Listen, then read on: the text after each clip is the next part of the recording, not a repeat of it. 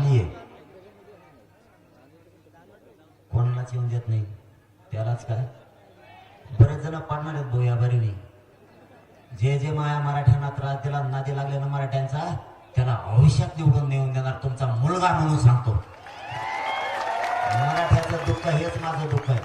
माझ्या कोणत्याही मराठ्याला त्रास दिला, मग तो शेतकरी असेल, व्यावसायिक असेल, उद्योगी असेल, तो बिल्डर असेल, तो टपरी चालवणार असो, रिक्षा हाणणार असो, टेम्पो हाणणार असो, ट्रॅक्टर हाणणार असो, हमाली करणार असो, माथाडी कामगार असो, माझ्या गरीब मराठ्यांना अधिकारी असो, नोकरदार असो, त्रास दिला की देणारा पाडीलाच म्हणून समजायचा. यांना ठेवायचंच नाही. आता इथून मागं गाफीर राहिलो तसं राहायचं नाही. आपल्या समाजाची शान जे तेच काम करायचं. इथून पुढे आपण समाजाची शान वाढवायची जबाबदारी आपल्या खांद्यावर आहे. आणि माझ्याकडून खूप समाजाला अपेक्षा ठेवल्या, त्याच्यामुळे मी सुद्धा माझी इमानदारी मरेपर्यंत टिकत नाही. तुम्ही काळजी करू नका, मरेपर्यंत टिकत नाही. आणि गद्दारही करणारी अवलाद माझी नाही, पण नसता इथून मागच आपलं आंदोलन फुटलं असतं, इथून पाठीमागच.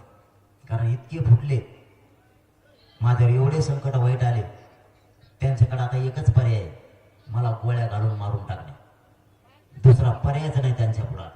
कारण पैसे पद त्यांचे माझ्या पुढे चलत नाहीत. एक तर आरक्षण देणं आहे, नसता सत्ता पडणार आहे.